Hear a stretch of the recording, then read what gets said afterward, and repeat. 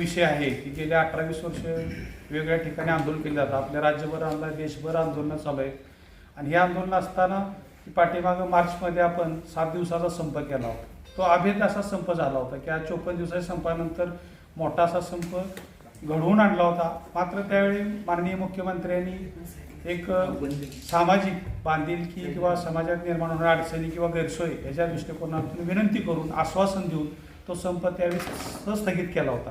त्यानंतर परत आपण 14 डिसेंबरला परत बेमुदत संपाचं नोटीस दिलं होतं. त्यावेळी सुद्धा मुख्यमंत्र्यांनी आम्हाला एक कालावधी द्या म्हणून 3 महिन्याचा कालावधी मागून घेतला होता. 3 महिन्याच्या कालावधीनंतर परवा आर्थिक बजेटमध्ये सुद्धा माननीय मुख्यमंत्र्यांनी जाहीर केलं होतं की जुनी पेन्शन आहे अशी त्यासारखी, जरी नाव वेगळं असलं तरी सर्व सामाजिक आणि आर्थिक जोखीम असणारी पेन्शन आम्ही तुम्हाला बहाल करू असा शब्द दिला होता. मात्र तो शब्द दिल्यानंतर कर्मचाऱ्यांचं नोटिफिकेशन अधिसूचना काढण्यासाठी विलंब शासन करत होतं आणि ते विलंब करत असल्यामुळं कर्मचाऱ्याच्यात एक असंतोष निर्माण झाला की बाबा अधिसूचना दिली माननीय मुख्यमंत्र्यांनी की विधिमंडळात जाहीरपणे अहवाल आणि हमी दिली होती आणि हमी देऊन सुद्धा अधिसूचना काढली जात नाही किंवा टाळाटाळ केली जात नाही. त्यामुळं 11 ऑगस्टला समन्वय समितीची मुंबईला मिटिंग झाली होती आणि त्या मिटिंगमध्ये सर्वांशी ठरलं की परत बेमुदत संपाला सामोरं जायचं. त्या अनुषंगानं अचानकच की केंद्रानं पाठीमागं आपल्या माननीय खासदार प्रणिती शिंदे यांनी विधिमंडळात लोकसभेत प्रश्न उपस्थित केला होता पेन्शनबाबत. त्यावेळी केंद्रानं लिहून दिलं होतं की लेखी दिलेलं आहे की पेन्शनविषयी कुठल्याही प्रकारचं आमचं धोरण नाही किंवा कुठल्याच काही नाही. असं असताना सुद्धा अचानक परवा माननीय पंतप्रधानांनी UPS पेन्शन स्कीम जाहीर केली, युनिफाईड पेन्शन स्कीम जाहीर केली आणि OPS नसताना UPS आली. मग काय होतंय की DCPS झालं, DPS नंतर NPS झालं, NPS नंतर UPS आलं, नंतर GPS आलं. अशा अनेक वेगवेगळ्या योजना शासन म्हणजे फसवणुकीचं धोरण राबवत आहे.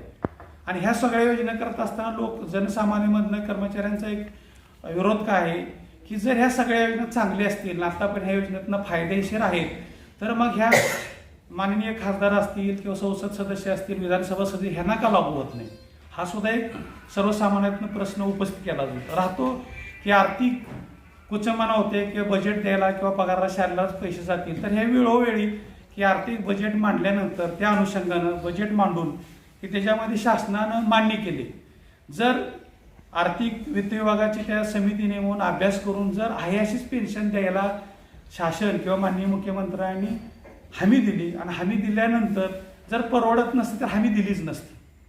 आणि एवढे वर्ष मोठमोठं आंदोलन चालू तर हमी दिलीच नसती. ती दिली तर फक्त अधिसूचना काढावी म्हणून आम्ही 29 ऑगस्ट पासून बेमुदत संपाला परत सामोरं जात आहोत.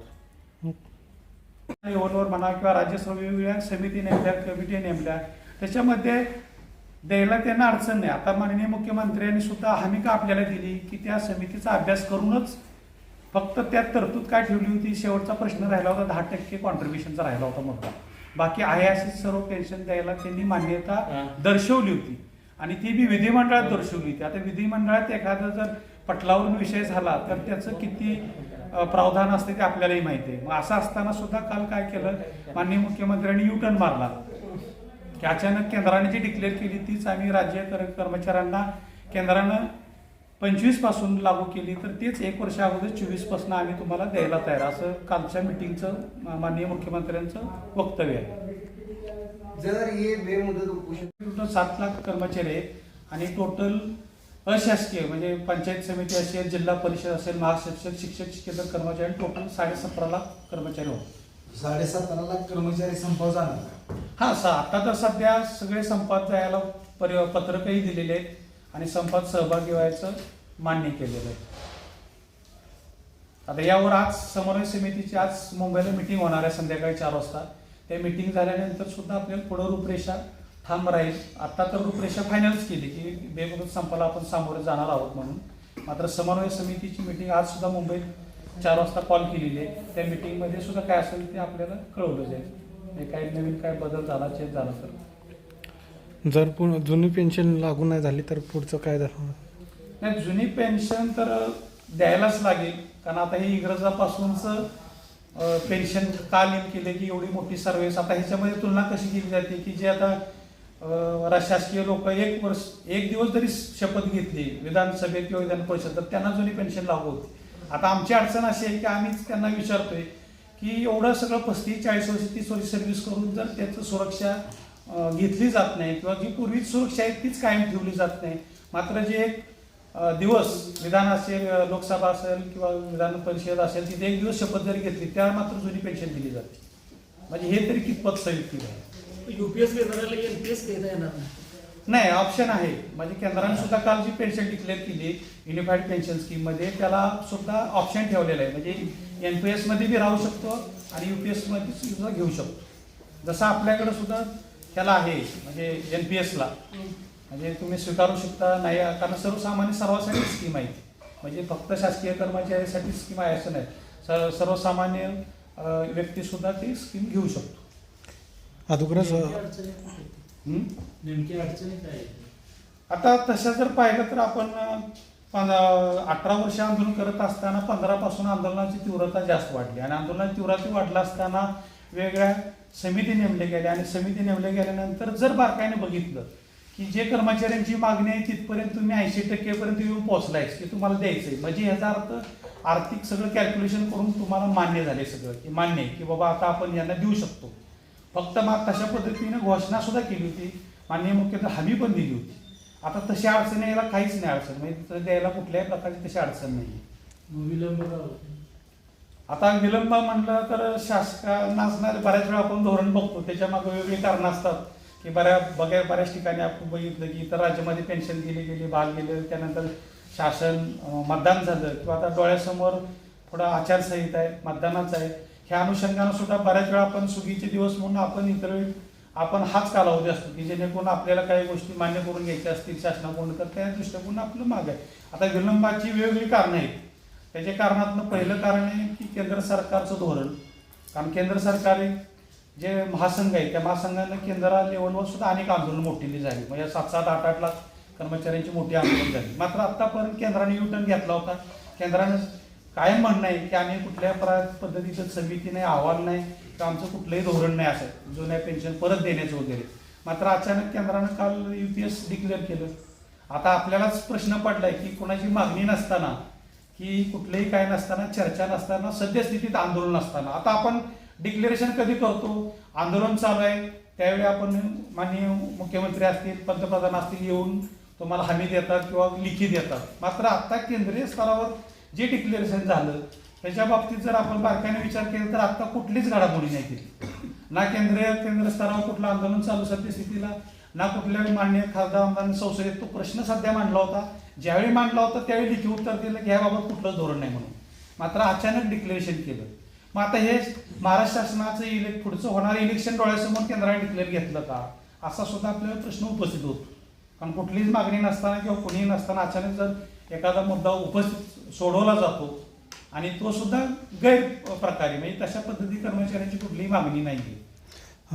सरकारी कर्मचाऱ्यात नोकऱ्यांमध्ये अगोदरच कंत्राटीकरण चाललंय त्याबद्दल काय सांगतो? आता कंत्राटीकरणाचा तर आमचा दुसरा मुद्दा आहे. म्हणजे एनपीएसचा जेवढा जिव्हाळ्याचा मुद्दा आहे तसा आमचा कंत्राटीकरणाचा सुद्धा दुसराच मुद्दा आहे की जर आपण बऱ्याच वेळा आता वयोश्री आणली शासनानं, म्हणजे शासनाच्या योजनाबद्दल आपल्याला काय ही असण्याची अडचण नाही. वयोश्री आली, त्यानंतर तुमचं आता ह्याचं आहे लाडकी बहीण आली, लाडका भाऊ आला, नंतर स्किल डेव्हलपमेंटचा सुशिक्षित बेकारांचा प्रश्न आला, 8-10 हजार पेन्शनचं वगैरे 6 महिन्यासाठी जे पद्धती योजना राबवली.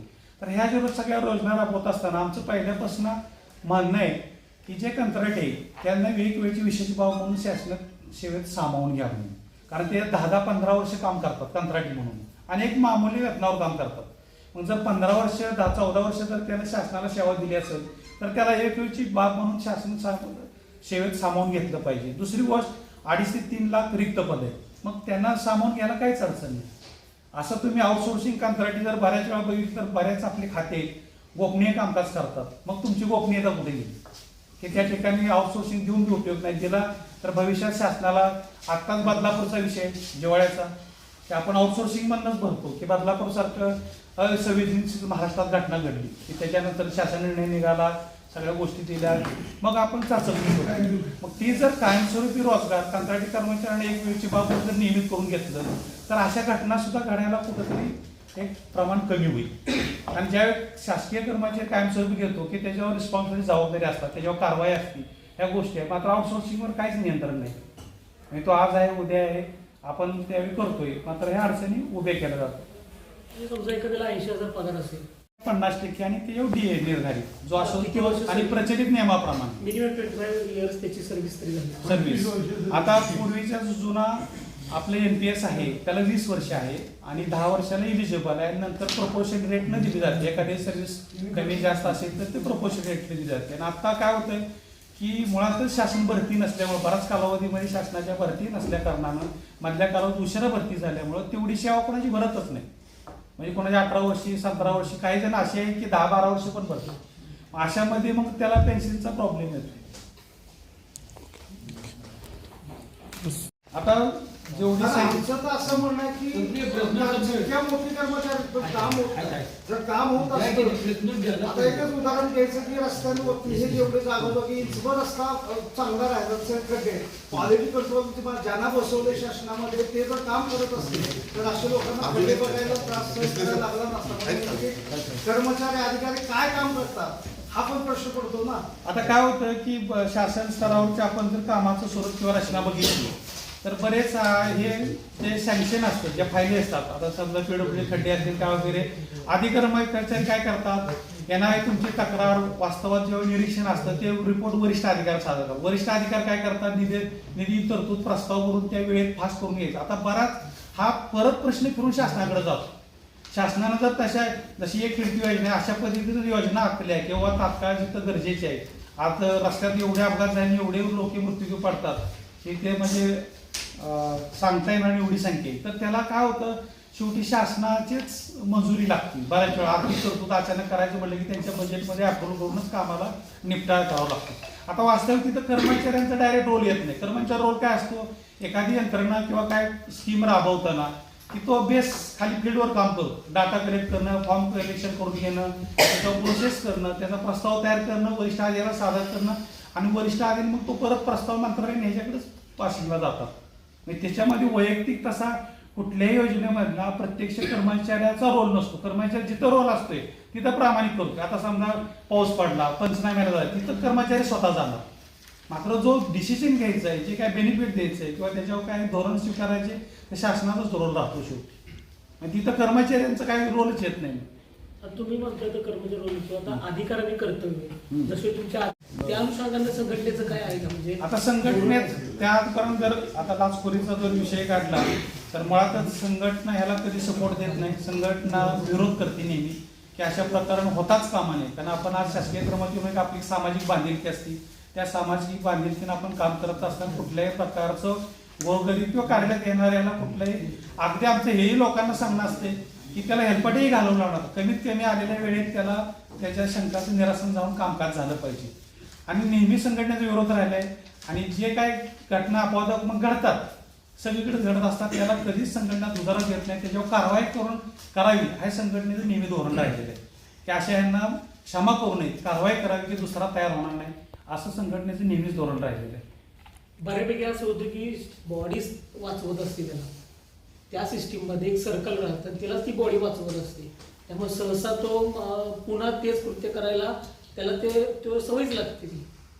तो थोडी तुमच्या संघटनेत येणार आहे की बाबा मी अमुक केले तमुक केले, पैसा कोणाला नको. बॉडीचं काय होतं की ज्यावेळी समिती असते, कारवाई समिती, त्या समिती कसं आहे बहुमताने निर्णय घेतला जातो. तुम्ही म्हणताय की बरोबर आहे, पण अशामध्ये त्या समितीमध्ये जे सदस्य असतात त्यांना शापर्यंत जागरूक करणं गरजेचं आहे. किंवा शासनानं सुद्धा की बाबा आपण आज पगार देऊन सामाजिक कार्य करत असताना अशा गोष्टी होता कामा नयेत आणि झाल्या तर कारवाई होणं गरजेचं आहे. कारण त्याशिवाय त्याला पायबंदच बसणं शकतात. आणि आपली आम्ही सर्वांचीच जबाबदारी म्हणजे आमची संघटना म्हणून आहे की आपण एक पत्रकार बंधू म्हणून आपण तिसरा स्तंभ आहे. त्याच्यामुळे आपल्या हातात तर बरेच जनजागृती करणं वगैरे किंवा सामाजिक काय चुका किंवा ज्या काही घडतात त्या आपल्या माध्यमातूनच बऱ्याच उघड होतात किंवा त्याच्यामधून बऱ्याच गोष्टीचा न्याय मिळतो. आणि त्यात सुद्धा आपला सुद्धा नेहमीचा रोल आहे, न्याय राहतो आणि आपला सहभाग राहावा नेहमी, असा आमची इच्छा वैयक्तिक आहे. कंत्राटीकरणाचा तो आला नाही, पण ह्याच्याही पूर्वी अशा बऱ्याच घटना घडल्या. 6-6 महिने किंवा 2 वर्ष पगार न झाले, त्यामुळे आम्ही पाठपुरावा करत असतोय. मग हीच थोडी शोकांतिका आहे की जो वर्ग शोषला जातो, सुशिक्षित बेकार आहे, जिथं भरतीही नाही, म्हणजे 10-15 वर्षात जो बेकारी वाढली, त्या बेकारीचं प्रमाण कमी होणं गरजेचं आहे. आणि कंत्राटीकरण सुद्धा पिळवणूक केली जाते. कारण कंत्राटीकरणाला आता जरी तुम्ही घेतलं 10-14 वर्ष करतात, त्यांना स्थावर स्थिरता काहीच नाही आहे.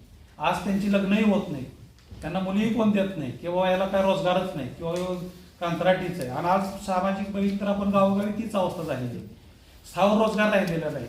मग शासन जर असंच सगळं अस्थिर करणं असेल तर शासनाचा सहभाग काय राहिला? म्हणजे जर महत्वाचं कसं आहे, सुशिक्षित म्हणजे मूलभूत ज्या गरजा आहे, अन्न वस्त्र निवारा, त्याचबरोबर आज सामाजिक जर बघितलं तर रोजगाराची फार मोठी वनवा पेटलेली आहे. जर खाजगी कंपनीत जरी गेलं तरी कंत्राटीकरणच आहे. मग तिथं सुद्धा त्याची पिळवणूक होते आणि प्रेस्टेजमध्ये बऱ्याच विद्यार्थी असतील किंवा कामगारांनी आत्महत्या सुद्धा केलेली आहे. मग हे कुठंतरी बांधिलकी म्हणून आमचं म्हणणं आहे की त्या पद्धतीनं तुमची भरती करा, त्यांना न्याय द्या. म्हणजे आउटसोर्सिंग हा भाग घेऊच नका किंवा काढून टाका. टक्के सहभागी होतील. सातारा जिल्ह्यातील सुद्धा सर्वजण किती आकडा सांगा ना, कारण कसं आहे की टोटली आता कसं आहे आपलं राज्य शासकीय कर्मचारी निमशासकीय म्हणून टोटली 37,000 35 ते 37,000 सांगा. हो, सातारा जिल्ह्यातलं 35,000 आकडा टोटल सगळ्या मिळून. 35,000 लोक येणार. हो. त्यांचं नियोजनाचं काय? नियोजनाचं आहे की आपण पार्किंग कुठं गाड्या मागच्या संपाचं जसं धोरण होतं की जिल्हा प्रत्येक तालुक्याच्या तहसील कार्यालय आणि सातारा तालुक्याचं कलेक्टर ऑफिस समोर, म्हणजे असं आंदोलनाचं रूपरेष आहे. म्हणजे तालुक्याच ठिकाणी करतील आणि सातारा तालुका आणि जिल्ह्यातले काही कर्मचारी आहेत ते जिल्हाधिकारी कार्यालयासमोर आंदोलन करतील. त्याच्यामुळं पूर्ण जिल्ह्यातील सर्व कर्मचारी आंदोलनाच्या दृष्टिकोनातून आपल्या इथे जिल्ह्यात तर एकत्र येणार नाही. म्हणजे ज्या त्या तालुक्यातले ज्या त्या तालुक्यातच आंदोलन करतील.